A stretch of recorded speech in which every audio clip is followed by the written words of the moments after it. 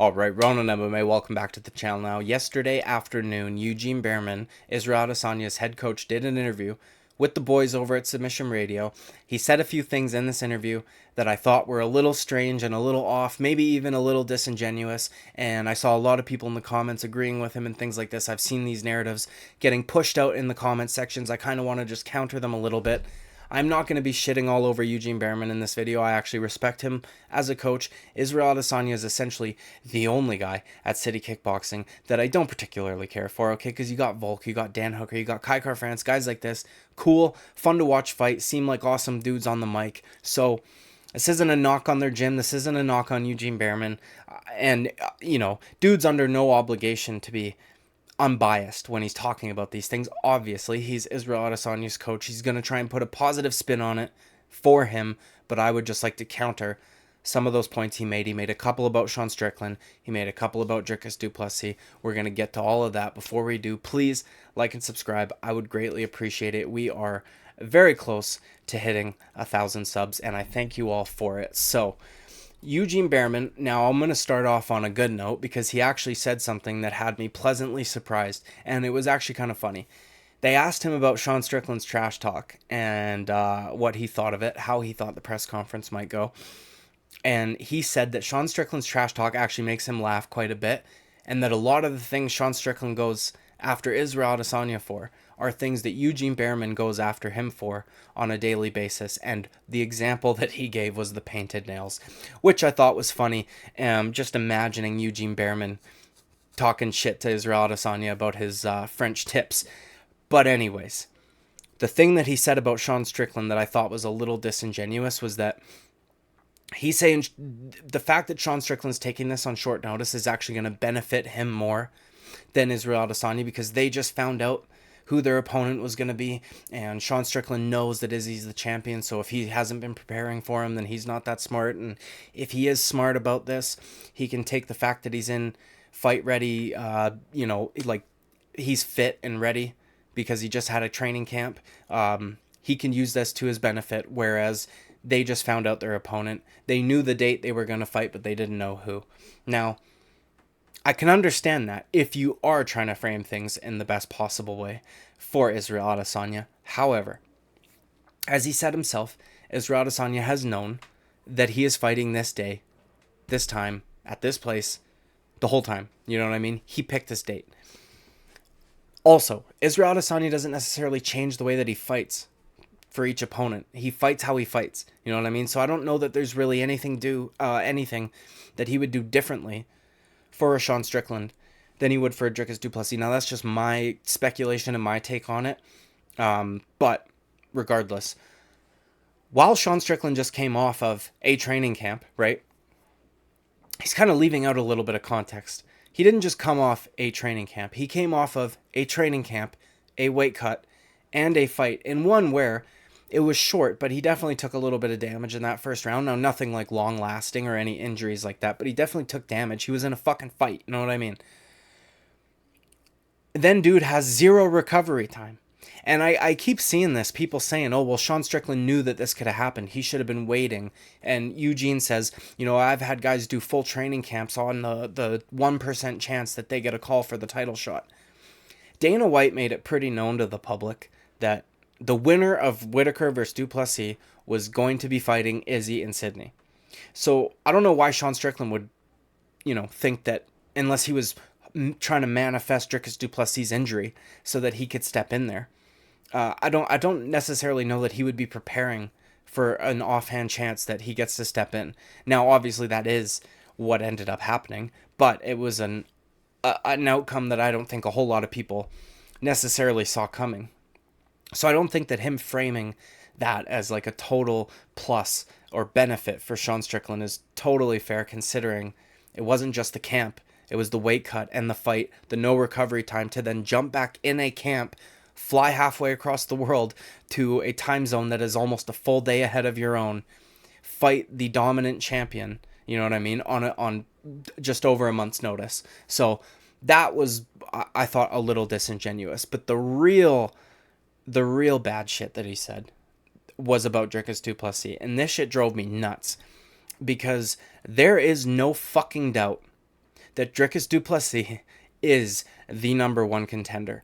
Had Dricus Du Plessis not been injured, Sean Strickland would have probably had to at least fight one guy in the top 5 and win. And I did think that he should have won the Jared Cannonier fight, but still, before getting talked about for a title shot, right? He's benefiting from the circumstances of another fighter. I recall him doing this a little bit for Rob in between the first and the second fight. He was very dismissive, didn't really want to fight Rob. I can't remember if it was Kelvin Gastelum or who it was, but in between their first and second fight, Robert Whittaker had just put on an incredible performance, and was asked about what he would do if they wanted him to fight for the title in a couple months' time or whatever. And he said outright, no, I'm going home to spend Christmas with my family, and I want some family time. And Eugene Bareman was very critical of him for this in an interview, saying that, well, he's got to go back in the pool now. He's got to fight other people, even though he's already beaten all of your contenders, or which would have been contenders. Do you know what I mean? Even between the second and the third potential fight, where everybody thought, including myself, I'm guilty of this, everybody thought Robert Whittaker was going to beat Dricus Du Plessis, assumed that a trilogy match between them was going to happen. Eugene Bareman was pretty dismissive of him then also, saying, no, he's, we've been there, done that. If I'm being honest, man, like, it makes me think that, he said the same thing about Dricus Du Plessis in this interview. He said that Dricus Du Plessis missed his opportunity. He should have pushed through his injuries. He's going to have to go back in the pool. He's going to have to fight somebody else, because in this business, you don't get to do that, and fucking blah, blah, blah, blah, blah. And he's had fighters push through injuries to take opportunities like this and fucking whatever else, dude. And I just thought that was complete and total bullshit. And this isn't even like he's putting a spin on it. This is kind of him just shitting on Dricus Du Plessis. Now, first of all, I don't think it would have been wise for Dricus to take this fight. He went in to take this fight at this time. He went into that Robert Whittaker fight injured. He put on a fucking masterclass, right? He didn't just land a lucky shot. He won the first round. He beat Robert Whittaker in essentially every single aspect of MMA. He was very defensively sound. When he timed that shot on Whittaker making it was on a Whittaker entry, popped him with that shot, dropped him, hurt him, patiently finished him off. Incredible, right? Like one of the most impressive victories so far in the middleweight division, honestly, because nobody does that to Robert Whittaker. The first fight with Izzy, the way that Whittaker was finished, that was completely different circumstances. The way Whittaker was fighting was differently. He was charging forward like a fucking bull. Do you know what I mean? Dricus out-grappled him, beat him up on the ground, stole round one, goes out there and does what he does. It was super impressive. He is the number one contender. Nobody else has beaten Robert Whittaker. And I don't fucking get that. Do you know what I mean? Like, he said he should have done this because he didn't take this opportunity seriously enough. He's taken it for granted. So he's got to go back in the pool. If you look at it from a different perspective, right? He says, oh, he's not going to get this opportunity again. Well, what happens if he goes out there with an injured foot or ankle or whatever it was, ends up hurting it more in that fight with Israel Adesanya, potentially losing due to an injury? Then where's the opportunity? He's not going to get a second chance. Do you know what I mean? So if you know that the likelihood of you not getting a second chance if you were unable to prevail, why would you hinder yourself in your first and most likely only chance? Do you know what I mean? Like, you go in there injured and fight and lose because you're injured, and then expect, like, I don't understand what he's saying. What is Dricus Du Plessis going to get a second opportunity because he's injured? No. People are going to talk about it for a week. Nobody's going to fucking care. And then the whole story will be Israel Adesanya beat Dricus Du Plessis. Nobody's going to talk about a fucking injury. Do you know what I mean? Unless you get a nasty leg break like Conor McGregor or Chris Weidman or whatever. But aside from that, it'll essentially be forgotten. So if I was Dricus Du Plessis, I would want my one and only that's the way that I would be looking at it. I'm not looking for a second chance. My one and only opportunity. I want to make sure I'm ready for it. And I don't think that that's a crazy thing to ask for. And I also think that if Israel Adesanya and Eugene Bareman didn't want this situation to arise, then perhaps they should have been a little more flexible on what fucking day they wanted to fight. Do you know what I mean? I understand Izzy wants to fight at home, and Eugene Bareman's already got like 5 other fighters on that card, so it would be very convenient for them to just have all their guys fight at home, not have to fly, make the trip and all that shit. But like, fuck, man. There was no clear-cut contender until that fight. But Izzy had already said he's fighting on this day. So, what the fuck, dude? He doesn't have to go back in the pool. At least I sure as fuck hope not. It honestly makes me think that he's slightly concerned about Dricus Du Plessis and how the matchup with Israel Adesanya would go. I strongly believe that the vast majority of people think that Israel Adesanya would just completely outclass him. But there's a danger there. And I actually am, I don't know why the fuck I just couldn't speak there, but I'm starting to think that Dricus Du Plessis could beat Israel Adesanya, and not just could, has a good chance of doing it.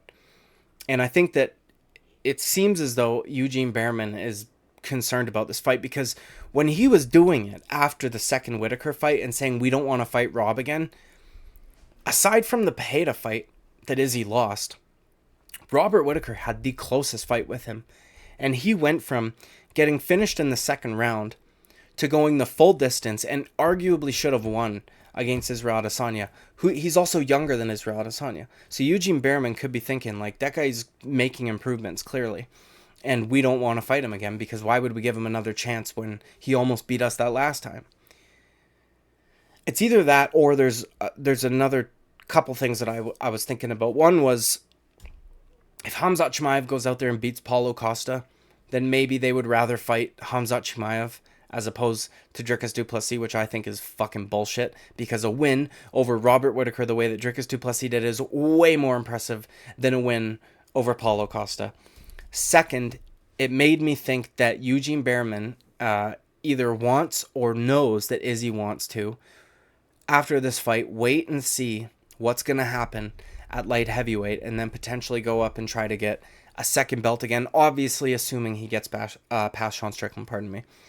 Just because to be so dismissive of the clear-cut number one contender because he's fucking injured was mind-blowing to me. Do you know what I mean? Like, I just could not understand it, and I didn't really like the dismissiveness, and even the guys at Submission Radio were kind of like, well, I would really like to see that fight, and, I think he's the number one contender and this and that, but Eugene Bareman just wasn't really fucking having it. I agree with Dricus not taking this fight on, like, don't do it on all of his terms. Do you know what I mean?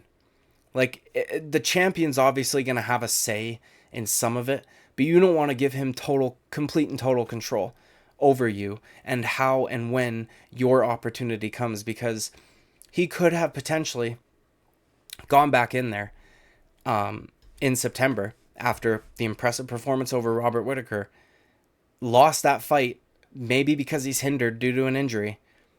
And he's not getting another shot. Do you know what I mean? That's it. It's done. He would have to go back, beat 2 or 3. He would get the Whitaker treatment, beat 2 or 3 contenders, and then Izzy might not even fucking be there at that point. You know what I mean? The guy might retire. He's not young. Well, he's not old, but he's not fucking young, and he's had a long career. So, I just I didn't like it. I didn't like the way he was talking about Dricus, especially. The Strickland thing was just a little twist of some framing there, but the Dricus thing was fucked, man. Like, your fighter picked the date, knowing that no matter who he fought would be taking this fight on relatively short notice. Then you're trying to get the praise for taking a fight on short notice, and also just completely dismissing and disrespecting the number one clear-cut contender, who at this point in time appears to be the biggest threat to your fighter. So anyways, dude, that's my thoughts on this. I just wanted to kind of put out a little bit of a counter narrative there, because I did not agree with what he said. Again, I don't want to shit on Eugene Bareman. I think he's a good coach, and I like the guys at Submission Radio a lot too, so I'm not bad-mouthing any of them, but I do not like the points that he was making. Like and subscribe. I would greatly appreciate it. I will see you at the next video. Bye-bye.